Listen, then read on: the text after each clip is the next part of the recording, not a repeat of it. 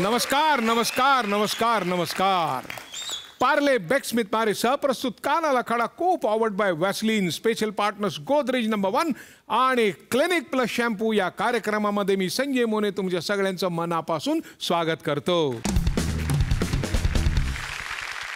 समजा तुम्हाला घरात अचानक तुमच्या पूर्वजांनी जतन केलेला खजिना सापडला तर, किंवा समजा आईने आजीने तुमच्यासाठी म्हणून केलेले दागिने अचानक तुमच्या हाती लागले तर तुम्ही म्हणाल आज दागिने खजिना काय चाललंय, काय मोनेना काय घबाड वगैरे सापडले की काय, किंवा आज कोणीतरी बहुतेक प्रसिद्ध सोन्या चांदीचा व्यापारीच पाहुणा म्हणून येणार आहे.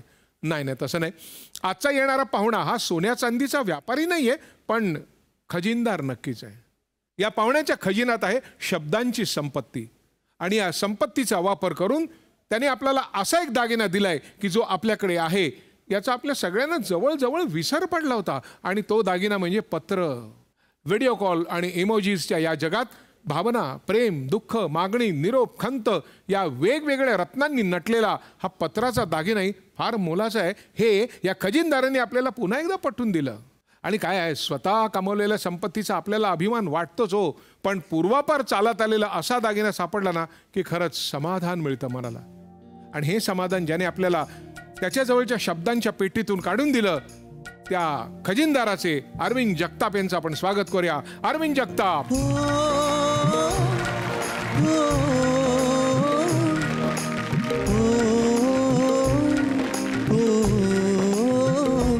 अरविंद जगताप ते पत्र लिहितात, ते त्यातून समाज बोलता करतात, सिनेमा नाटकातून ते व्यक्त होतात, पण ते स्वतः कमीच बोलतात. क्या बात. दिसायला तुम्ही फार उमदे आहात, छान आहात. बहुतेक वेळेला अशा चेहऱ्याची माणसं एक नायक निदान आपल्या शाळा कॉलेजच्या जीवनात तरी असतात. तर तुम्ही लेखककडे कशी उडी मारील का, हे सगळं करून तिथे आलात? नाही, मी अभिनय कधीच नाही केला. म्हणजे पहिल्यापासून लिहायचं हाच मुद्दा डोक्यात होता. बरं, कॉलेज, शाळा, शिक्षण काय? मी शिकलो औरंगाबादला. मग तसा मूळचा मी बीडचा, पण माझं शिक्षण औरंगाबादला झालं. सरस्वती भुवन कॉलेज, शाळा. आणि तिथे काय की खूप लवकर मनावर घ्यायची सवय असल्यामुळे एक दोनदा बाईंनी कौतुक केलं की अरे जगताप तुझा निबंध चांगला आहे, तू छान लिहितोस. तर ते फारच मनाला लावून घेतलं आणि लिहायलाच लागलो. पण काही शिक्षक खूपच चांगले होते. म्हणजे बालसाहित्यिक सूर्यकांत सराफ किंवा डॉक्टर दिलीप घारे जे ॲक्टर आहेत चांगले, म्हणजे अशा लोकांचा पहिल्यापासून परिचय होता. जयदेव डोळेंसारखे लेखक होते. तर त्यांच्यामुळे की असं काहीतरी आपण केलं पाहिजे. आणि पत्रकार ही फार ग्लॅमरस व्यक्ती मला वाटायची, कारण तोपर्यंत तेच जरा वजन असणारी माणसं अशी आसपास. तर आपण पत्रकार व्हायचं असं ठरवलेलं होतं. त्यामुळे लिहायला लागलो. म्हणजे लेखन म्हणजे कविता वगैरे असा मुद्दा नव्हता, पत्रकार व्हायचं आपल्याला. तर त्यातून ती सुरुवात झाली. हो, पण आता पुढे आता सध्या पत्रकार म्हणूनच गाजताय तुम्ही, नाही का, वेगळ्या अर्थाने. पण मग सुरुवात कवितेने केली का गद्य लेखनाने? नाही, खरं तर आताची ही पत्र हा मुद्दा आहे. पण सुरुवात डायरेक्ट कॉलेजात 11वी-12वीत निबंध बरे म्हणून मित्रांनी प्रेमपत्रच लिहायला लावली होती. तिथूनच सुरुवात झाली. पत्रापासूनच तशी सुरुवात आहे. मित्र प्रेमपत्र लिहिताना किती छळायचे की त्याच्यात एकतर उत्तर हो अपेक्षित असायचं, आणि ते उत्तम असलं पाहिजे, त्याच्यात इम्प्रेशन पडलं पाहिजे, त्याच्यात उत्तर होकारार्थी आलं पाहिजे. पण मग हे एवढं सगळं दडपण असायचं अंगावर. त्याच्यातून जरा सुरुवात झाली आणि मग वर्तमानपत्रात लिहायला लागलो. परत त्या पत्रांमधनं काही कानाला खडा वगैरे एखादं की बाबा नसतं लिहिलं तर बरं झालं असतं किंवा काय झालं वगैरे? एकदा त्याच्यात पकडला गेलो की अरे हे हाय, आणि तेव्हापासून कानाला खडा लावला की मित्रासाठी लिहायचं नाही, कारण तो जरा गोंधळ झालेला होता आणि त्या मुलीला भयंकर संताप आला होता. म्हणजे तिला पत्र कुणी पाठवूच कसा शकतो असं तिचं म्हणजे जाम इगो हर्ट होणे असं असतं. तर त्याने बिचाऱ्यांनी नाही नाही मी कुठे, त्यांनी अंग काढून घेतलं. आणि तेव्हा जे झालं होतं म्हणजे असं कुठल्या मुलीसमोर असं अपराधी भावनेने उभं राहण्याची वेळ जी, तेव्हापासून मग कानाला खडा की कुणासाठी पत्र वित्र लिहायचं नाही. पण आता मुलगा पत्र लिहितो, एकांकिका लिहितो, अमुक करतो, शिक्षण घेतो की नाही, काय करतो, याच्याबद्दल वडिलांना काही चिंता, काळजी? नाही वडिलांना जास्त काळजी नव्हती. वडिलांचं असं होतं म्हणजे पहिल्यापासून स्वभाव असा आहे की ते तुझं तू बघायचं, किंवा मग तिघा भावांना त्यांनी की तुमचं तुम्ही बघायचं, तुम्ही ठरवायचं. आईला चिंता वाटायची. म्हणजे आईचं असा होता मुद्दा की सुरुवातीला सिनेमे लिहायचो तेव्हा पण, म्हणजे आज आई नाही आहे पण तू सगळ्यात महत्त्वाचं जे होतं की आईला असं वाटायचं की आता याचं लग्न कसं जमेल, कारण पाहुणे म्हणजे लोकांना सांगायचं काय, लिहितो हे काही पुरेसं नव्हतं ना. काय करतो तर लिहितो, हां पण पोटापाण्यासाठी काय करतो. तर तिला ती चिंता खूप होती की आता हे काय होईल याचं. तर ते सगळ्याच आयांना त्या काळात असायचं की ज्यांची मुलं लेखक विखक होत आहेत. नाही त्यांचं बरोबर आहे. म्हणजे एका अर्थी की 100 वेळा बिर्याणी असं कागदावर लिहिलं तरी एका घासाची पण भूक भागत नाही ना. पण मग घरच्यांचा काही विरोध वगैरे होता की त्यांनी कानाला खडा लावला की नाही बाबा काय करायचं ते करू दे? नाही मुळात कानाला खडाच लावला होता त्यांनी की आता काय बोलणार ह्या, मग काय पर्यायच नाही ना काहीही केलं तरी. आणि मी काय केलं होतं की मी ते दोर कापूनच टाकले होते. मी शिक्षणच दिलं सोडून. आणि माझं शिक्षण म्हणजे दोन्ही भाऊ हुशार होते पण मी शिक्षणात इतकी गती होती की फार तर D.Ed असं, त्याच्यामुळे मी ते शिक्षण सोडून दिलं. म्हणलं आपल्याला मास्तर करतील हे, आपल्याला तर पत्रकार व्हायचं आहे, म्हणून मी डायरेक्ट पेपरमध्येच काम करायला सुरुवात केली. हो म्हणजे वर्तमानपत्रात तुम्ही काम करत होतात? ऑफिशियली त्यांच्यासाठी मी काम असं काहीच नव्हतं, पण आता हा येऊनच बसलाय तर ह्याला काहीतरी बघा, मग याला इथे बसवा, तू काय येतं ते लिही तू.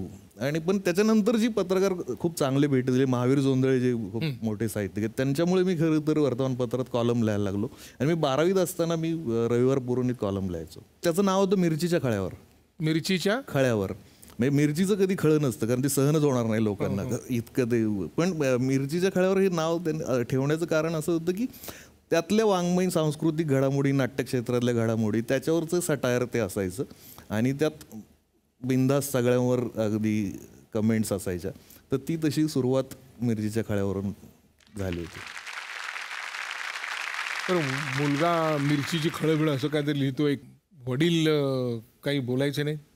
नाही, वडील शांतपणे एकांकिका बघायचे, निघून जायचे, कारण ते तसा तो विषय नसतो. म्हणजे मला हे खात्रीने माहीत असतं की वडील पेपरात आलेलं प्रत्येक कात्रण नावसुद्धा जपून ठेवतात, 4 लोकांना दाखवतात, पण समोरासमोर ते कधी तसं व्यक्त होत नाहीत. कारण ती आपल्या पिढीच्या बापांची ती एक खासियत होती की ती नसले तरी दिलीप कुमार अमिताभ बच्चन सारखं नातं भले ते शांतपणे असेल पण ते. आज जर समोर आले वडील तर तुम्हाला समोरासमोर संधी मिळेल व्यक्त हां, मग आपण हे प्रेमपत्राचा विषय संपवून टाकूया. पुढे नको. वा वा. काय हाक मारता तुम्ही? अण्णा बोल, अण्णा हाक मारा जोरात, येतील ते. अण्णा.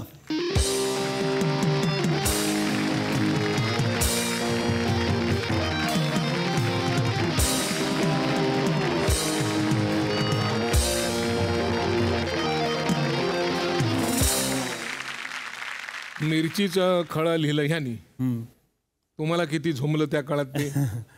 मिरचीच्या खळ्यावर लिहिलेलं त्यानं म्हणजे मला झोमण्यापेक्षा बाकी लोकांना झोपलं. हां. की त्याच्या शिक्षणात त्यांनी काट्या लावायचं चालवलं. तिथं ट्युशन चालू होते, कोचिंग क्लास. तर त्याने त्याच्यामध्ये लिहिलं होतं, मास्तर तुम्ही सुद्धा पैशासाठी विकले गेले. त्याच्यामुळे चौफेर हल्ला झाला त्याच्यावरती की तुम्ही लिहायला नाही पाहिजे. काय झालं होतं म्हणजे?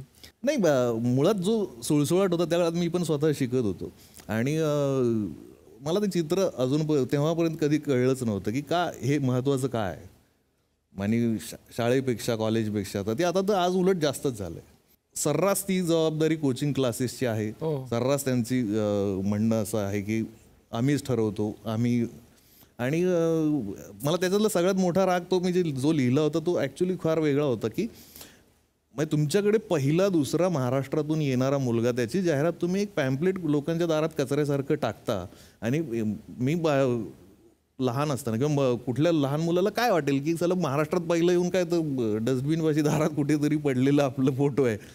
म्हणजे तुमचा बाजार करण्यासाठी तुम्ही लोकांचा किती बाजार करणार. आणि त्या काळात तशा बऱ्याच घटना घडत होत्या की ह्या क्लासेसचा मुलगा त्या क्लासेसचा फोटो छापतो, तो अशा पद्धतीचं सगळं चाललेलं होतं. म्हणजे हे एवढं सगळं होऊन या सगळ्यातनं तुम्ही काय कानाला खडा लावला नाही? हा, त्या लोकांनी लावला.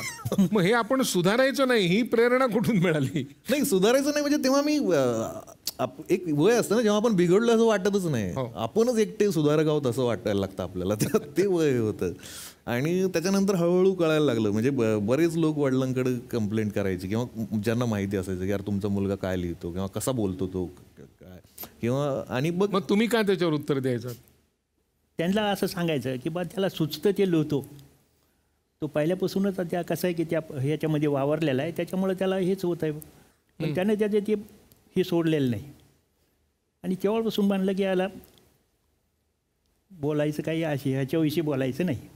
पण आता त्या काळात कोणीतरी विचारलं काय करतो तुमचा मुलगा, तो मोठा मुलगा अमुक करतो, मधला हे सगळ्यात धाकटे का? हां, मधला हां, मग मोठा मुलगा अमुक करतो, धाकटा मधला मुलगा काय करतो, लेखक आहे. लेखक. लेखक म्हणजे असा काही प्रश्न विचारला की नाही कोणी? लोक विचारतात ना, हां लेखक म्हणजे मग नेमकं काय करतो हां, म्हणजे ह्याचं काय करतो? हां, हां, हां, आणि त्याची भ्रांत नव्हती ना.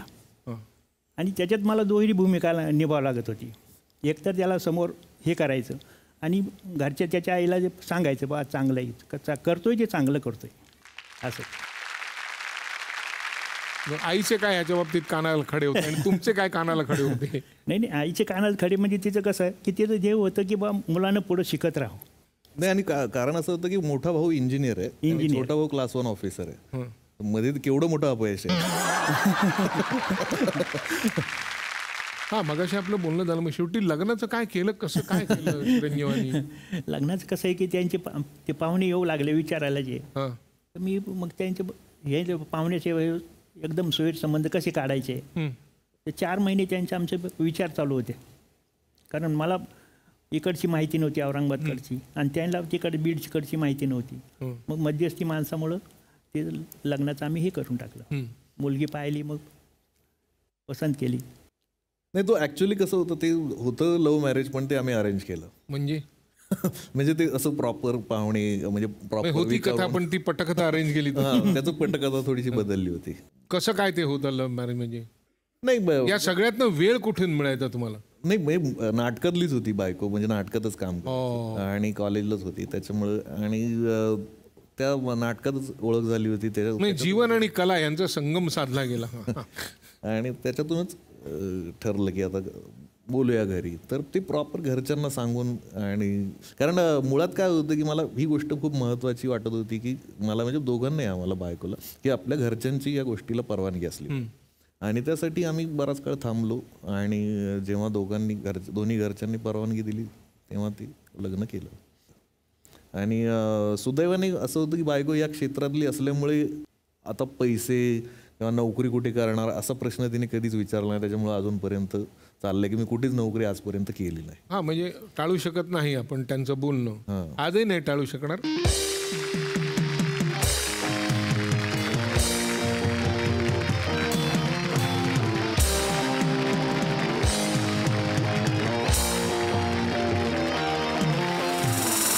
कॉलेजमध्ये एकांकिकांपासून तुम्ही ओळखता, ते ज्या प्रकारचं लिहायचे, पण मग पत्र लिहून तुम्ही एकमेकांना बोलत का काय? नाही, ते पत्र मी नाहीच लिहिलं. का ती कला तेव्हा सोडून गेली अचानक सगळी? नाही, तेव्हा जो आधीच कानाला खडा लावला होता ना, त्याच्यानंतर मी ते नाही आता पत्र वित्र नाही लिहायचं. हे पण स्वतःसाठी होतं ना? म्हणजे नाही, स्वतःसाठी पण हिंमत ती एकदा आता नको तो प्रयोग. म्हणजे पत्रांपेक्षा काय ना, त्या पिढीचा आपण पण साक्षीदार आहोत की पत्र जाऊन मोबाईल येण्याचे दिवस, म्हणजे पेजर आला, मग पेजरवर असं पेज करून, मग त्याचं अप्रूप खूप होतं. मग मोबाईल आला आणि त्या मोबाईलमध्ये मग संवाद सुरू झालेले होते. तर ते पत्र खरोखर तसं मागेच पडलेलं होतं ना. आणि जेव्हा त्या गोष्टीचा असा अतिरेक वाटायला लागला की अरे यार हे काय मोबाईल, मी जे नेहमी म्हणतो की पत्र जे म्हणजे मोबाईल आपला फार फार तर खिशात व्हायब्रेट होतो, पण पत्र असं काळजात हलवून जातं. तर ती काळजात हलवणारी गोष्टच महत्त्वाची आहे आणि ती आपण लिहित राहिली पाहिजे असं मला वाटतं. पण तुम्हाला असा आक्षेप आहे का म्हणजे की सगळ्या जगाला पत्र लिहून झाली पण मला काय पत्र लिहिलेलं नाही? नाही, म्हणजे अर्थातच ते सुरुवातीपासूनच त्याला प्रेम व्यक्त करणं फारसं काही जमत नाही. अगदी लग्नाच्या आधी पण नाही आणि आताही नाही. त्यामुळे ते फार असं दूरपर्यंत संबंधच येत नव्हता. पण आता मी तर विषय सोडूनच दिला होता. पण असेच आता म्हणजे आपल्या काय कानाला खडा लावला होता आपल्या मुद्द्यावर. हो, म्हणजे मी तुमचं दर 2 वाक्याला खडे सुरू होतील.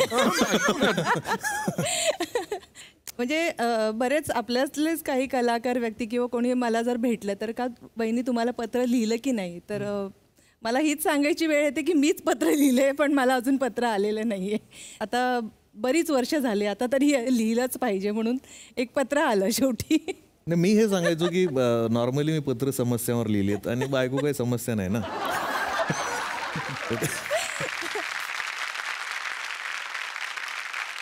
बरं, एका लेखकाची बायको म्हणून काय आयुष्यात कानाला खडे लावायला लागले?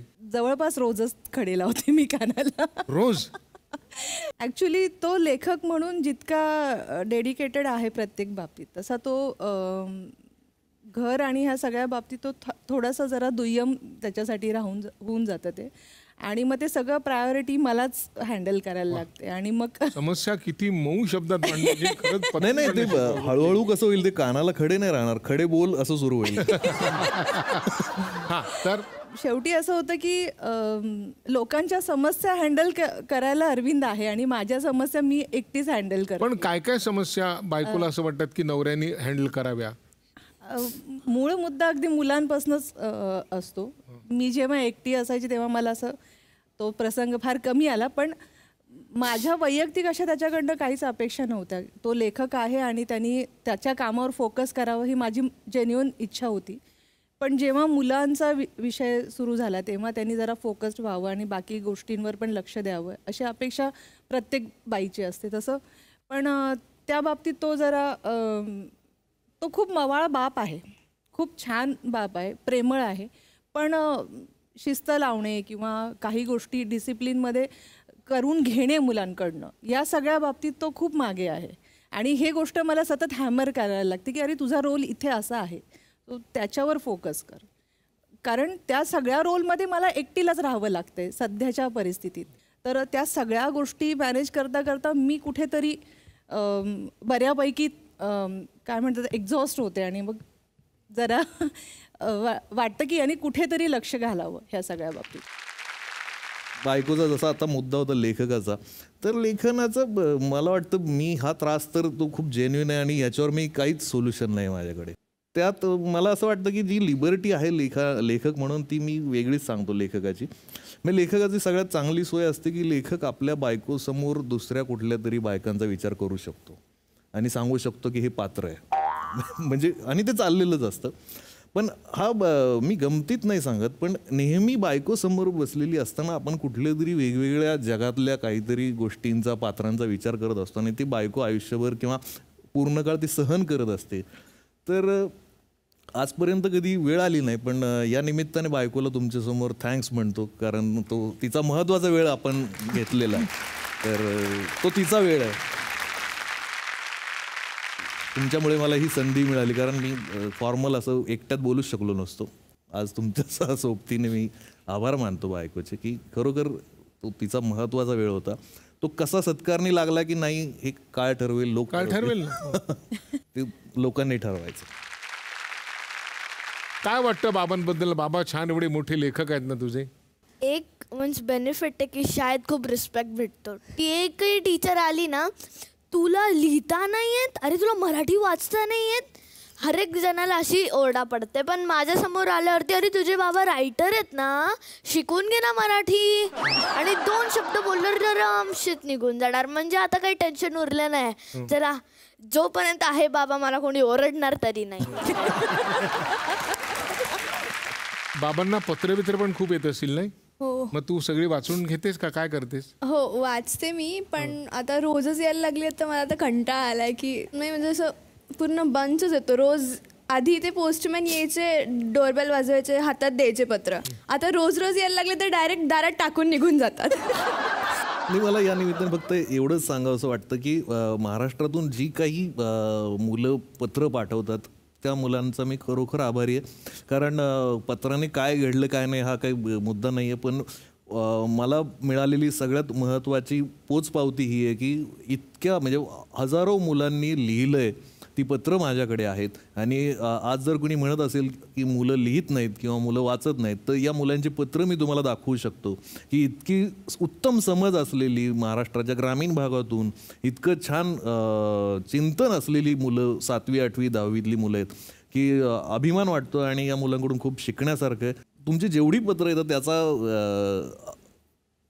उत्तर त्याचं कधी ना कधी तुम्हाला मिळेल, त्याचं उत्तर तुमच्यापर्यंत येईल याची मी खात्री देतो. फक्त मला तुमच्यासारखं छान सुचवू द्या ते उत्तर, एवढंच मी तुम्हाला सांगेन. आणि लिहित राहा, कारण मराठीतून पत्र लिहिणे ही गोष्ट तुमच्या घरच्यांना किती आनंद देत असेल, आपला मुलगा पत्र लिहितोय कोणाला, ह्याचा तुम्हाला अंदाज फार नंतर येईल. आज 10वीच्या अभ्यासक्रमामध्ये तुम्ही लिहिलेलं पत्र अभ्यासक्रमाचा एक भाग म्हणून अंतर्भाव त्याचा करण्यात आलेला आहे. ही अत्यंत मानाची, गौरवाची आणि अभिमानाची गोष्ट आहे. त्याबद्दल आपले मनःपूर्वक आभार. धन्यवाद. आता आपण इथं विठ्ठला, किती गाजलं ते गाणं, किती गाजलं कोणता आम्ही झेंडा घेऊया ती, तर काय क्षण होता की हे आणि हे असं झालं? नाही, तो क्षण म्हणजे तो खरं तर अल्बमच होता माझ्या स्वतःचा पण, मी बघितलेल्या अनेक कार्यकर्त्यांचा पण. मी लहानपणापासून मला सगळ्यात जास्त आकर्षण नेत्यांपेक्षा, लहानपणापासून जेव्हा कळतं तेव्हापासून, की नेत्यांपेक्षा मला कार्यकर्त्यांचं खूप आकर्षण आहे, त्यांचं खूप महत्त्व वाटतं. की नेता सभा असते, तर मी प्रत्येक सभेला जायचो, प्रत्येक सभा ऐकायचो. मग ह्यांची सभा, त्यांची सभा पोतं टाकून आम्ही सभेला बसायचो रात्री आणि सभा ऐकायचो. मग नंतर मला म्हणजे आता ह्यांची सभा झाली एका पक्षाच्या नेत्याची, की मला असं वाटायचं बस हा माणूस, हा जग बदलणार. मग पुढच्या आठवड्यात दुसऱ्याची सभा असायची, अरे नाही हा जग बदलणार. असं ते इतकं प्रभावित करणारं, हिप्नोटाईज करणारं वक्तृत्व आपल्याकडे त्या काळात लोकांचं होतं. आता तसे वक्ते फार कमी राहिलेत. पण त्यांच्या सभा ऐकून असं वाटायचं. नंतर असं लक्षात यायला लागलं, अरे हे सगळे एकत्रच आहेत, हे सगळे एकत्र आहेत, हे सगळे एकत्र भेटतात, हे सगळे यांचे मैत्री आहे. आपण विनाकारण का भांडत बसतो, आपण विनाकारण कार्यकर्त्यांचे गट का असतात. आणि कार्यकर्त्यांकडे जे बघितलं सुरुवातीच्या काळात काय होतं, की लोकांना घरचं एक सपोर्ट असायचा. म्हणजे जुन्या कार्यकर्त्यांचं असं होतं की आयुष्यभर माणसं डाव्या विचारसरणीची राहिलीत, उजव्या विचारसरणीची राहिलीत, ब्रह्मचारी राहिलीत, पण त्यांना घरच्यांची मदत असायची. त्यांना घरच्यांची मदत म्हणजे त्यांची लेकरं बाळं लग्न केलं तर त्यांची घरचे लोक सांभाळून घ्यायचे. त्यांनी नोकरी न करता पक्षांचं काम केलेली माणसं होती. आज तसं माणूस जगू शकत नाही. आज कार्यकर्त्याची अवस्था म्हणजे सगळ्यात वाईट मला अशी वाटते, की कार्यकर्ता असण्याचा काळ संपला आहे, चमचे असण्याचा काळ सुरू झाला आहे. आणि त्या चमच्यांचं सगळ्यात अडचण अशी आहे की त्या चमच्याला असं वाटतं की ताटातला गुलाबजाम मी ओठापर्यंत नेतोय तेव्हा तो चमच्याला असं वाटतं की मला मिळाला आहे. पण त्या चमच्याचं काम तेव्हा कोणाच्या तरी ओठापर्यंत नेणं हे असतं. चमच्याच्या आयुष्यात फक्त खरकट होणं हेच असतं. आणि आज चमच्यांची संख्या जास्त वाढली की त्याचं एवढ्याशा प्रवासातच तो समाधानी होतोय, पण त्याला खरकटच राहावं लागणार आहे आयुष्यभर. आणि ब्लेम त्याच्यावर येणार आहे, कारण दिसणार खरकटा तो आहे, तो रुमालाने तोंड पुसून निघून जाणार आहे खाणारा. आणि तेच होत चाललंय. आज कुठल्याही बाईकवर साध्या नगरसेवकांनी तालुका अध्यक्षाच्या मागे 15-15 पोरं जय हो करत फिरतात जेव्हा बाईक घेऊन बापाच्या पेट्रोलने, तेव्हा सगळ्यात जास्त दुर्दैव वाटतं की ही तरुण पिढी कुठे चालली आहे. आणि एका घरात 5-5 पक्षाचे लोक असतात. म्हणजे वर एका पक्षाचा झेंडा आहे, बाल्कनीत दुसऱ्या पक्षाचा झेंडा आहे, बाईकवर तिसऱ्या पक्षाचा झेंडा आहे. आणि ही सगळी तरुण पिढी, यांना मला नेहमी प्रश्न पडतो की काय यांना सोल्युशन देणार आहेत, कोणते बेरोजगारीवर आज आपल्याकडे उपाय आहे. आणि आयुष्यभर तिथं गावात पडायचं, लुडो खेळत ती चौकात तुम्हाला पोरं दिसतील. म्हणजे ही सगळ्यात दुर्दैव कार्यकर्त्यांचं चमच्यांचं हे आहे की हे तुम्ही मागं फिराल तोपर्यंत तुम्हाला काहीच मिळणार नाही. एक दिवस हा नेता मागे बघेल आणि त्याला दिसेल ना की कुणीच माझ्या मागे नाही, एक पण कार्यकर्ता, त्या दिवशी तो तुमचं काम करायला सुरुवात करेल. तर आपण ती स्वीकारलं पाहिजे की डावं उजवं काही नसतं. आपण भांडून एकमेकांना शिव्या देऊन, म्हणजे बापाला बाप म्हणायचं, म्हातार घरी आहे म्हणायचं आणि नेत्याला साहेब म्हणायचं, ही काय दुर्दैवी अवस्था आहे. तर तो विचार करत करत करत कुठेतरी असं झालं की उजळावा दिवा म्हणून या किती मुक्या बिचाऱ्या जळती वाती. हा प्रत्येक कार्यकर्ता त्या वातीसारखा आहे. कुणाला तरी उजळवायचं, कुणाचं तरी करिअर ब्राईट करायचं, कुणाचं तरी दिवे लावायचे घरात, म्हणून हे कार्यकर्ते त्या वातीसारखे जळत असतात. रोज नवीन वाती लागतात. तसे रोज नवीन कार्यकर्ते दरवर्षी लागतात, दर पक्षाला लागतात. वाती कधी नष्ट होतात आपल्याला कळत नाही. दिव्याचं नाव होतं, हे दिवे 5-5 वर्ष असतात, पण त्या 5 वर्षाच्या दिव्यासाठी किती वाती जळाल्यात याचा कुणीतरी हिशोब केला पाहिजे होता. आजही प्रश्न विचारायचा तर पहिले विठ्ठलाच येतं गावाकडच्या माणसाच्या ओठी. आणि म्हणून विठ्ठला कोणता झेंडा घेऊ हाती, हा अजूनपर्यंत न सुटलेला प्रश्न आहे. आणि तो कधीतरी सुटावा असं वाटतं. म्हणजे माझ्यापुरता तरी तो अजून सुटला नाही. अजून एक तुमचं गाणं आहे पत्रास कारण की, त्याची पार्श्वभूमी काय, ते का सुचलं का? आणि पत्रास कारण की बोलायची हिंमत नाही, पावसाची वाट बघण्या आता काही गंमत नाही, अशा पद्धतीच्या त्या ओळी होत्या.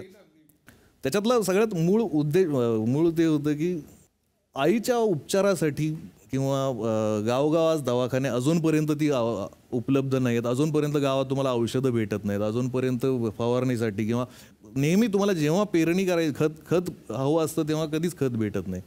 पण शेतकऱ्याला आत्महत्या करायला जे विष असतं ते कसं काय लवकर भेटतं हे मला कळत नाही, ते कसं काय बरोबर अवेलेबल असतं हे मला कळत नाही. आणि या गोष्टीमुळे त्या शेतकऱ्याचं म्हणणं असं आहे की मी जातोय तर माझं आणि सरकारचं ओझं होईल कमी. की आता सरकारला पण ओझंच झालेलं आहे मी, तर ते सरकारचं पण ओझं यात कमी होईल.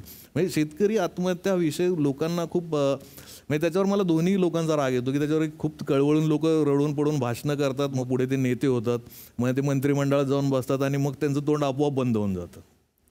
म्हणजे त्यांच्या तोंडात कोणीतरी आपला कडबा घातलाय असे ते 5-5 वर्ष मंत्री होऊन राज्य करतात. शेतकरी म्हणलं की एक शहर आणि गाव याच्या मध्ये एक भांडण लावण्याचा प्रकार आजकाल सुरू झाला आहे. म्हणजे शहरातल्या माणसांना असं सांगितलं जातं की शेतकरी टॅक्स माफ असतो, शेतकऱ्याला टॅक्स नसतो. अरे साधी काडीपिटी घेतली तुम्ही किंवा साबण घेतली किंवा कुठली गोष्ट घेतली, प्रत्येक गोष्टीवर टॅक्स आहे.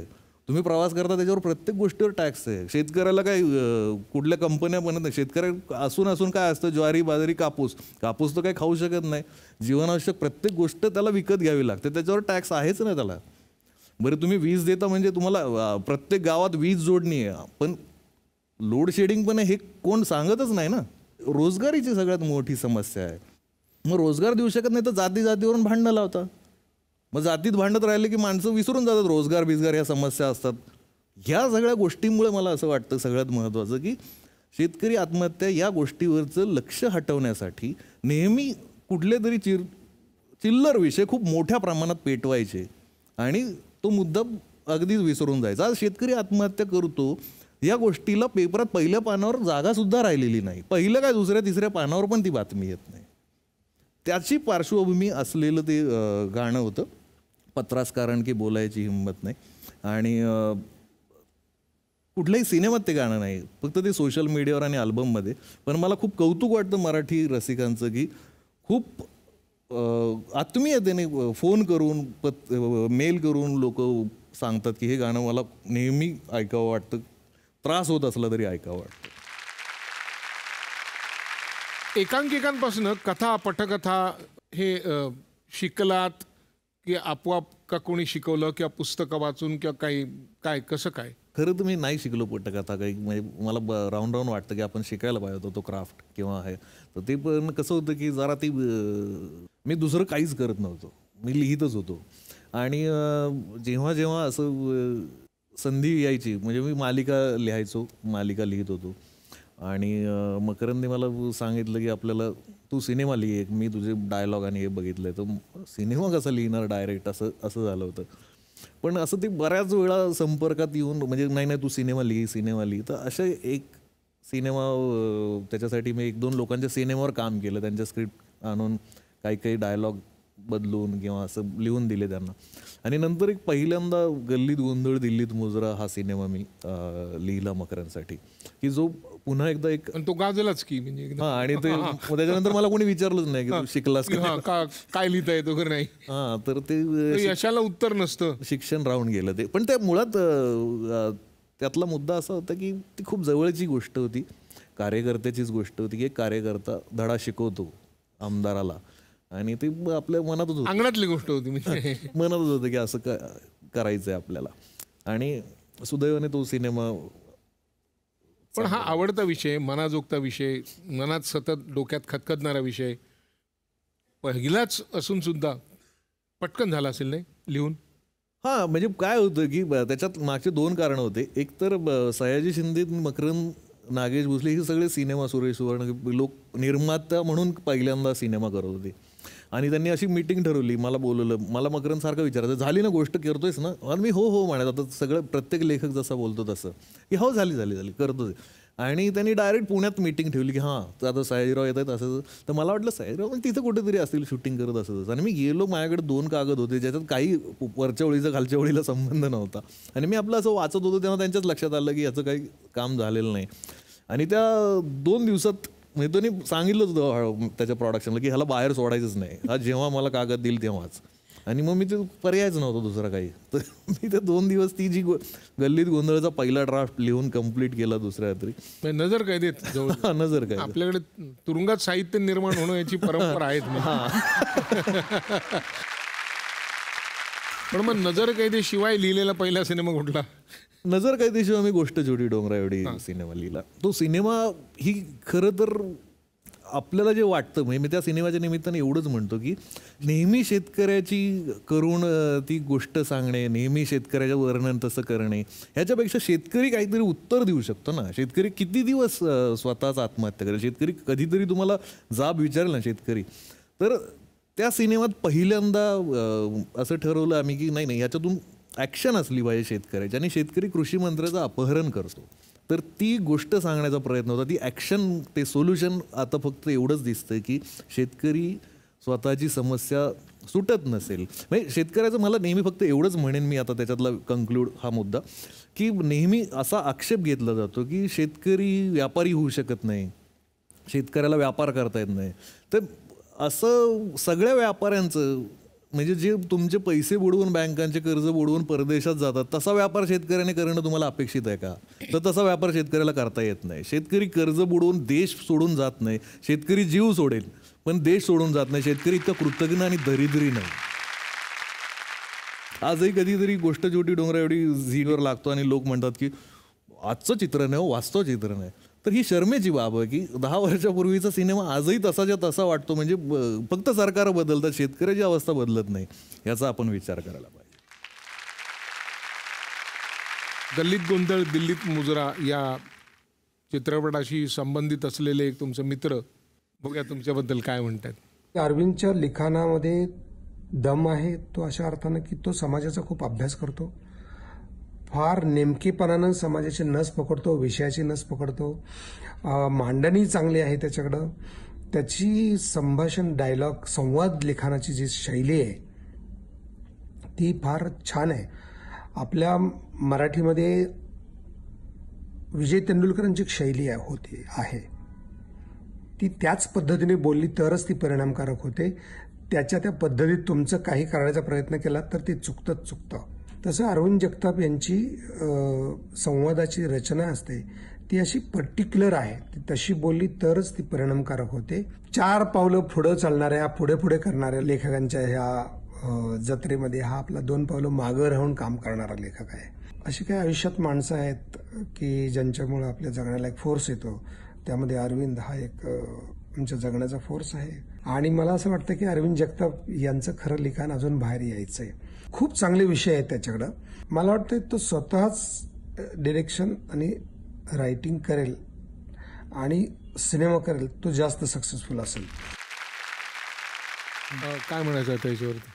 नाही म्हणजे एक आयुष्यात असताना म्हणजे फ्रेंड, फिलॉसॉफर, गाईड, म्हणजे यापेक्षाही सयाजीराव फार पुढे आहेत. म्हणजे तो माणूस सच्चा आहे, फार शिकण्यासारखा आहे खूप गोष्टी. सह्याद्री देवराईच्या निमित्ताने मी बघतोय की म्हणजे त्यांचं सिम्पल म्हणणं असतं की आजपर्यंत आपल्या पिढ्यांनी, म्हणजे आपल्या काही पिढ्यांनी इतकी झाडं तोडलेली आहेत की ती आपली रिस्पॉन्सिबिलिटी आता आपण ती झाडं लावण्याची. मग कुठल्या तरी एका पिढीतल्या माणसाने ते काम केलं पाहिजे आणि आता आपण आपल्या पिढीने ते काम करूया असं म्हणून त्यांनी ते सह्याद्री देवराईचं काम सुरू केलं.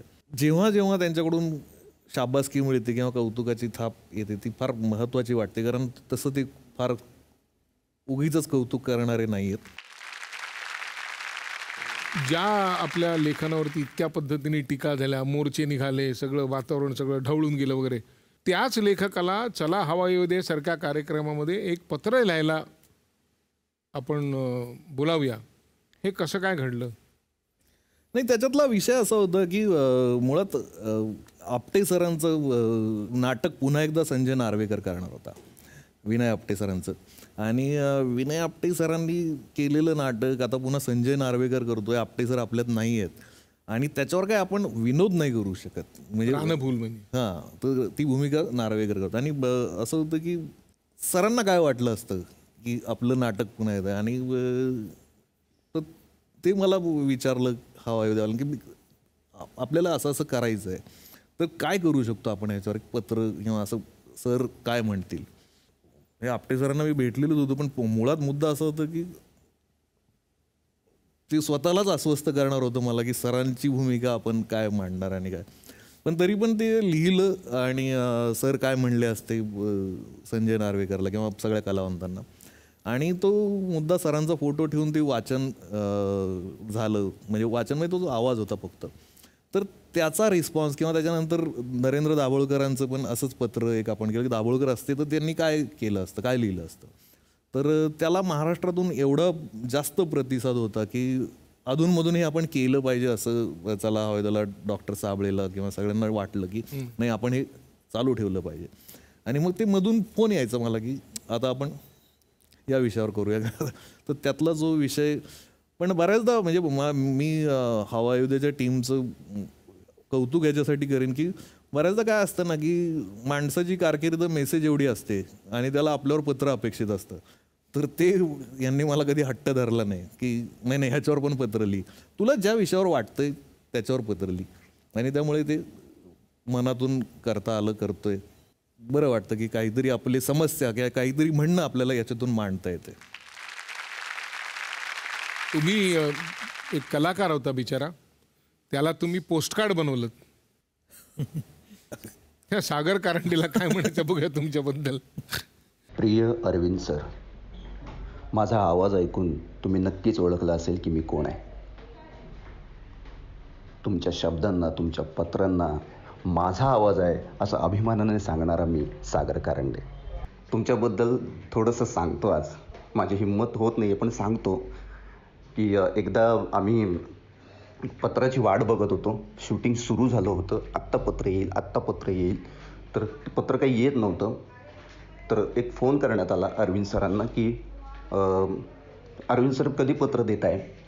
तर अरविंद सर म्हणाले, अरे मी आता हिमालयात आहे आणि हात गारटलेत माझे, लिहिता येत नाही आहे, मला होत नाही आहे माझ्याकडून. हे त्यांनी विनोदी पद्धतीने घेतलं. पण खरंच अशी सच्ची माणसं खूप कमी असतात की लिहायचं आहे म्हणून लिहित नाहीत किंवा द्यायचं आहे म्हणून काहीही लिहून दिलं असं ते करत नाहीत. त्यांना नाही सुचलं तर ते नाही म्हणतात आणि जेव्हा सुचतं तेव्हा सुचतंच. एक माझ्याकडे चित्र आहे. त्या चित्रावर मी असा निष्कर्ष काढू शकतो की तुम्ही सिनेमाची संहिता देताना एवढा उशीर करता, लोक हैराण होतात आणि दुसरं काही मार्ग उरत नाही आणि ते पाया पडतात की बाबा दे, कधी देतेस दे. बघूया, पुरावा आहे आपल्याकडे.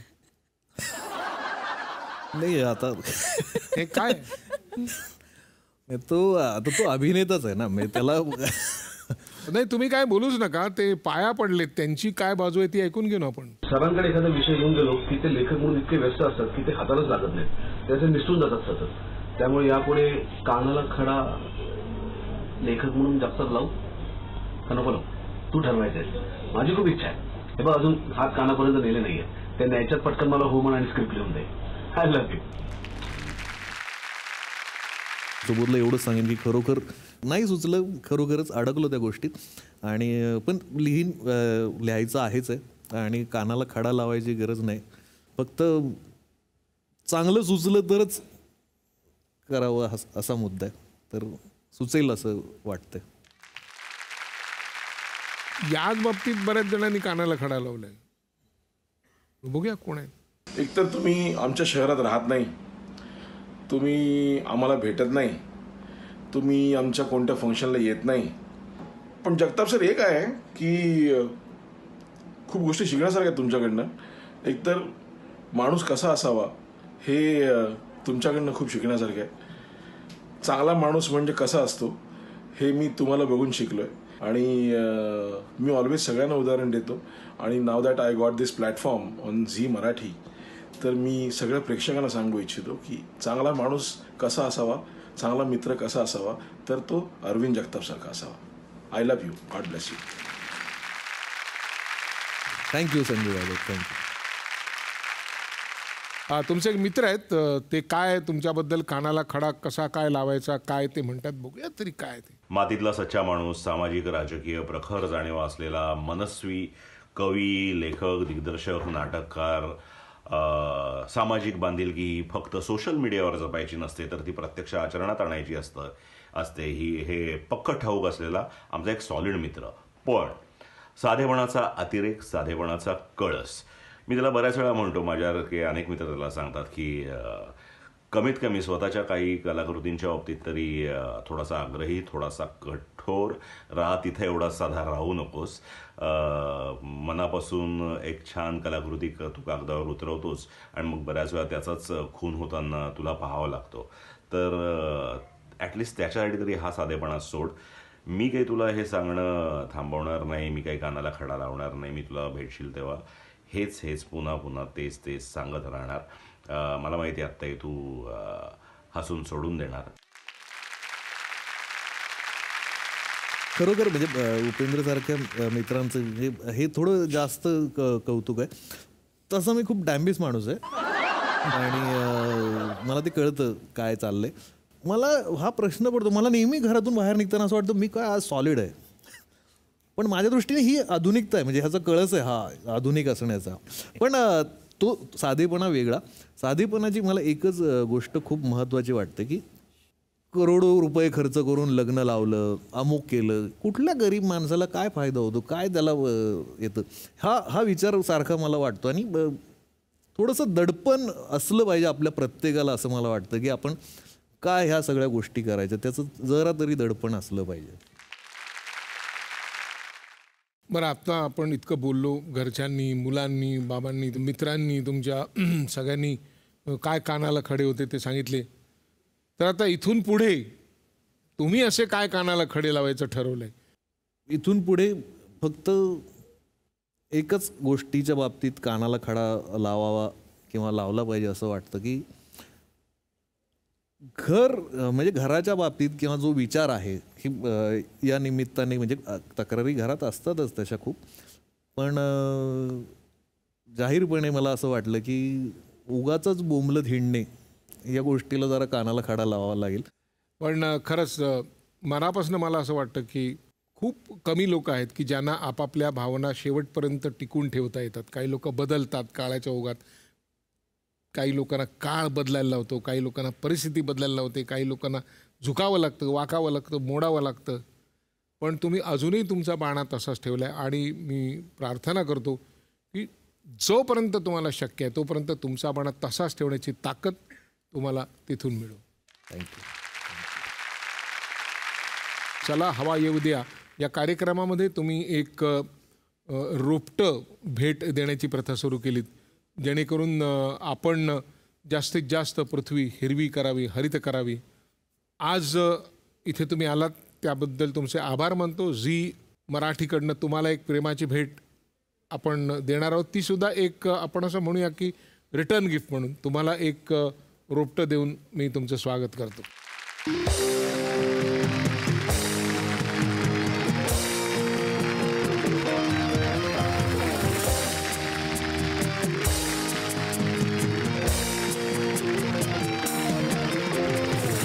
आधी अंड का आधी कोंबडी या प्रश्ना इतकाच मोठा प्रश्न मला आज पडला. तो म्हणजे पत्रांनी अरविंद जगताप यांना चेहरा दिला का अरविंद जगतापांनी पत्राला नाव मिळवून दिलं? पण एक मात्र नक्की की आजच्या कानाच्या खड्यांनी वेगळा अरविंद जगताप आम्हाला ओळखीचा करून दिला. पुढच्या पाहुण्याची ओळख अशीच कानाला खडा लावून करून घेऊया. पण पुढच्या भागात ज्याचं नाव आहे पार्ले बेक्समिथ मारी सहप्रस्तुत कानाला खडा, को powered by Vaseline, special partners Godrej number 1 आणि क्लिनिक प्लस शॅम्पू.